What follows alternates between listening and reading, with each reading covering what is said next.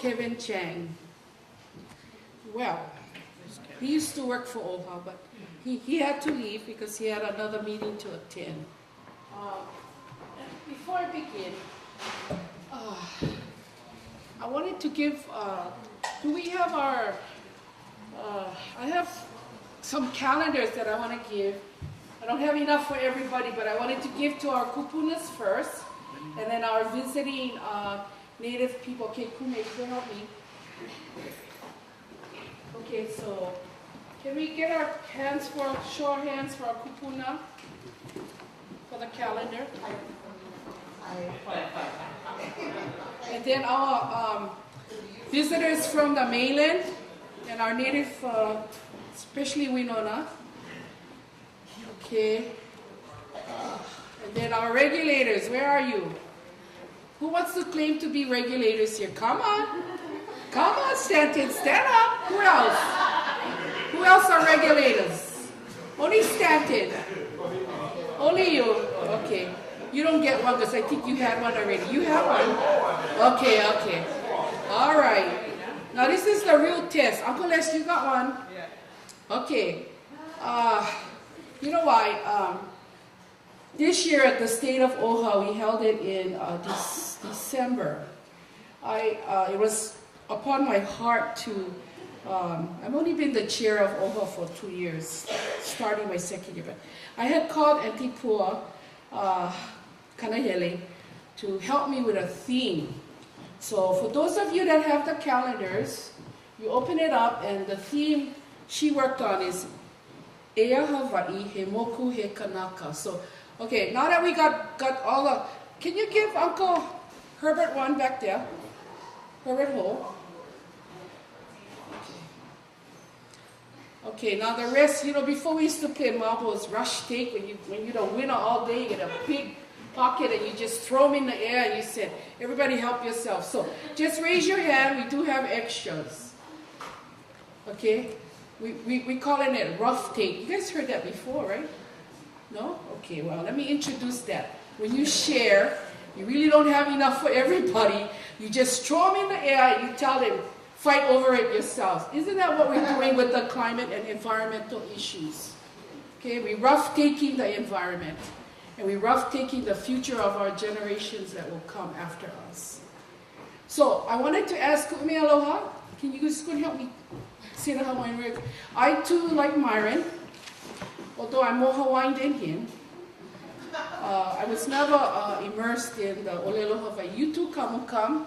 Help me do Antipua's chant justice, please. Please. Over here. Antipua's chant.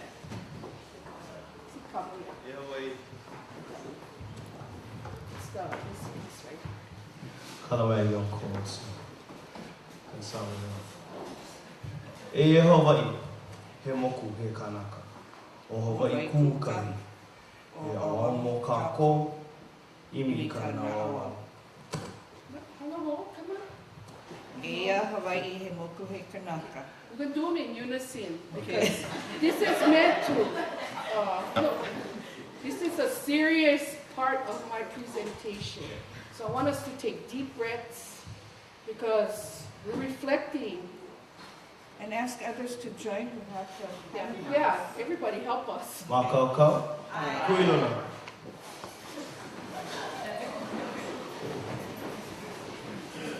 Get the blood flowing. Kahi, lua, kolu, pa. Ea Hawaii, he moku, he kanaka. O Hawaii kūkari. He awa mo kako, imi ka nawawa. Here is Hawaii, the land, the people. We are a people unique to these islands. Let us bear this ancestral legacy proudly on our shoulders. Look deep within ourselves for the foundation. When I spoke to Antipua, her approach to ushering in this new legacy or this new approach at OHA was to bring about a greater understanding that to look to us for all the answers rather than looking to people telling us on what we should be doing. I believe that the panelists before me, there's a declaration that Mililani laid out where you work with your communities and you let the Native people make those decisions even if we disagree. Noilani can tell you on Molokai, I was never a friend of First Wind. I fought them all the way. And today they're not on Molokai. And I don't make fun of that. But we learned valuable lessons from that. What were the lessons? We must malama all the community people, not just a set few that supported it. And we should not only look at what was going to be exchanged as community benefits that we may never agree to. And that's been a whole problem with some of this new technology that would begin to descend upon our islands and into our respective communities. I can tell you on the island of Lanai, now I'm speaking to you not as OHA, but as a community organizer, and that I represent the islands of Lanai and Molokai. On the island of Lanai, not only with the friends of Lanai, there's a separation and the fight begins in a mentality of community controlled by a company. This company is the largest landowner, and his name is Murdoch, but it's also with the labor unions.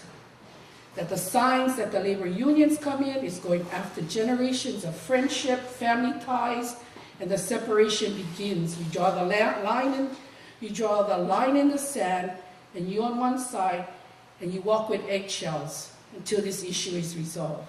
On Molokai is a little bit different. We have a little bit more freedom, and we have a little bit more community where we're not totally controlled by a company. That song that reflects, I owe my soul to the company store. You know, if you were familiar with the plantation lifestyle, especially on Lanai, the buzzer would ring, and that would regulate when you woke up. It would ring for lunch, and it would ring towards the end when time to night to go to bed. Those days are gone, but there are pieces and elements still exist on control. The small mind thinking. So every time I go to Lanai, and I see this struggle about these signs that represent the union that go against those that are trying to keep their island, especially the Ka'ahupua, as open space and not take away the archaeological features as well as to maintain that habitat for the wildlife. All of those things hit hard, and who suffers, as Mililani was about to describe, and as we know Nala Duke said, it's our people that suffer. The young that want to stand strong get trodden down. They get threats because they work for the company. I have to tell you about on Molokai, it's a little bit different because you have on one end a young Hawaiian young man. His name is Kanoho Wailuku. He's been able to draw a big picture about I, Aloha, Molokai. But I will tell you that leadership is being led by a majority of new visitors. These are called the so-called the friendly environmentalists that will help you do the research, will help you fundraise, and they will also help you do all the public relations you need. But yet, because of his understanding of community, he drives a core group to be that face of who represents I Aloha Molokai. They've been able to do, Uncle Herbert is back there. He's one of the supporters of I Aloha Molokai, but Uncle is also with the Ahumoku system. So it's a continuity of how you were raised and how you see certain policies not affecting you for the long term, and then how you are looking for more protection. That's just how we move from the activist years, even from the Protect Kaho'olawi, Ohana era, the loss of George Helm, things that we swear we will never do again. We went after the military. This environmental movement must include all aspects of the Native people. Now, my only exposure to this program is like Kevin. Why I mentioned Kevin is because I asked him to draft me some notes. But since 2005, the Office of Hawaiian Affairs has been involved with this group called Pixie. They stole our Chief Operating Officer, Stanton Inamoto, to work for them. And so Stanton, you've been gone 3 years, yeah, about one. He started off this one. Oh, okay. I keep telling him, please come back to Oahu, Stanton. We need bright young faces. We need people that support this movement. Because policymakers, they fall short because we're always compromising. It's not an easy position to be in when I have to keep 8 people happy. But I'm not that kind of person, always driving the middle road. But you have articulate trustees that drive their issues to the core. And Mililani can attest to that. Recently, when she's come to our board, very humbly, looked at our involvement as a possible investment, but yet she was able to flip that, and we took a strong policy position supporting the UN's position. And I will tell you, it took a lot of courage for her to come to talk to us, but that is what we need in leadership and movement, to create these opportunities if we're going to flip the attitude and the thinking of how we must behave in this century. So I acknowledge, and I'm hoping that the declaration that Mililani actually had laid out is going to be very helpful for us to move forward in all that we do. I'm always looking for, trying to raise the level of how we love our land and our environment, and how we have to create this area to be available for our next generations or the generations to follow. So when Etipua looked at this, and she and I talked back and forth, we emailed, I thought the first verse was actually something that you get to talk about the creation, but her attitude was the people gotta make the change. You cannot rely on government. You cannot rely on social advocacy, but we want environmental justice. And the only way it's gonna come if we must work together. I'm not sure if the Island Climate Adoption and Policy Organization is that group. I'm not sure if PIXI is that group, but I do know government is not putting enough money into management and protection for these habitat areas, or to raise the bar to provide the kind of funding that could get us clean environment projects. I know for a fact with Wa'okele Opuna, OHA contributes for every acre 75 cents for the management and the protection of those lands. And the state of Hawaii only uses, I think the quote was, this is embarrassing, the state contribution here is less than 30 cents. It's $7.50 per acre. That's what we pay. The state of Hawaii does 50 cents for management. So already you're losing the battle. How can we have high dreams, high declarations, have all these things in place, even if it's passed at the legislature, Senate, House, but if you don't have the resources to oversee it and the right people involved with the decision making, what could happen? I don't have a pocket. You got one pocket on you? Okay, stand up, stand there. Pull your pocket out. You know what pocket? Okay, what this mean when you pull your pocket out like that? You broke, right? I mean, that's what I'm actually saying. That, but that's the symbolism. Pull out your empty pocket and you show it. This is how government has been working. The only way we can change is if we all work together.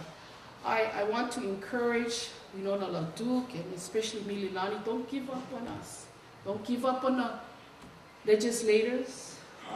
The issue that Pohai raised, that he had radiocarbon datings dating back to about 450, 500 AD. All other islands, I think at that point, was 750. So today is 2012, you do the math, we've been here thousands of years. And this is how we would like to see the lands returned, or at least maintained, so that we will be able to survive. So that is my only mana'o today, but I want to, embrace and welcome Mililani to continue not to give up on bureaucracy, and with the Office of Foreign Affairs, and all of you. I will have to tell you, it's not easy battling at the legislature. And some of the things that our elected official will need help will require numbers. Will require numbers. The efforts that we want to do to make those changes will require numbers, because that is the only thing they understand. Letters is good, but they'll just read it, support, non-support. But when you show up with numbers and you talk about caring for this land, they may hear you. So with that said, I gotta read something from Kevin, okay? The guy, he's so good. He used to work for us. He just left us 2 months now. And he's part of a new organization. Okay, this is what he says here. I want to emphasize the fact that government don't put enough money for regulations. He says here, today we create environmental regulations which we know cannot fund nor enforce. This is because we have been overwhelmed by a culture that shortchanges the future to benefit the present. Just comparing the dollar rate per acre spent on land management provides some guidance. OHA funds Wa'okele Puna multiple dollars, whereas OHA spends $7.50 per acre versus the state at 50 cents an acre in 2010. So what this means is that although OHA is the landowner of Wa'okele Puna, we provide funding over $200,000 to the state to land manage Wa'okele Puna. If the state was to do it on their own, they could not manage. Julie Le Aloha is the lead with us. We provide her position, plus we also provide a vehicle and other administrative responsibilities. In addition to that, OHA has hired a full-time land manager to be assigned to work at Wa'okele Puna, but yet we still struggle because just a few months ago, Pili Defense Fund, led by Palikapu Denman, built an ahu. So they was all faultless. They came to talk to me and said, what are we to do? I said, well, did he put it in an area that shouldn't be there? No. Is it structurally well built? Yes. Okay. Did he need our permission? Probably. But is it offensive? Those were the questions I was asking staff. No. Well, then let it be. Because it is intended for the ho'okupu offering when people come there. This is the kind of stuff that I will reiterate what Mililani was saying. Allow the people to do. First, they built the altar, the ahu. Second, they will look at allowing access there. But Palikapu really wants his own key. and that's a good thing. That's a good thing when it comes to management, because they are the ones are responsible for the lawsuit that describes who they are and that they are entitled to those effects. But they also want to manage with resources. They want to be able to do plantings. They want to be able to coordinate the halaus that will come in so that they don't rape the area. Rather than go and get a permit from the state, at least they will be able to help regulate that. And that's what you want. Hawaiians on the line. And that as people come and go, they will be able to increase their in-depth understanding. So those are some of the few fires, although our land division felt we should have, that they like write one letter, and I said, what for? It's really not necessary. Is it in an inappropriate area? Is it structurally ugly? Which I know they would never do. And what else? Well, nothing else, Chair. Okay, then let it go. You know, so we're in the process now negotiating with PDF for a stewardship agreement. That we want to be able to provide that. And that's what comes with growing and understanding how important it is to have Native people be your stewards, because they will be the best caretakers with or without money. They will do it from deep inside, and they will become committed. And that's how you connect the generations that will come, that will be part of that exchange. So I leave that with you. OHA has a lot to consider while we work with Native people and how we manage our resources also. In this case, Palikapu was all part of our raising in the early years. And I told him, how come you only built one? You know, because that's what people look when they go up. They want to give ho'okupu, and they want to be able to offer their prayers to the area and to the forest and respective plans that they be there for. And all this time they didn't have one, so I don't want to make trouble for him, but he's moved by that spirit that will take care no matter what happens. I can be assured that he, his family, and the generations will come will be there too. And that's how we have to look at this, as a lifelong commitment that we will continue to serve in this capacity. Okay? So I know you folks like eat, because if I was in the audience, I would say, I'm hungry. So mahalo nui.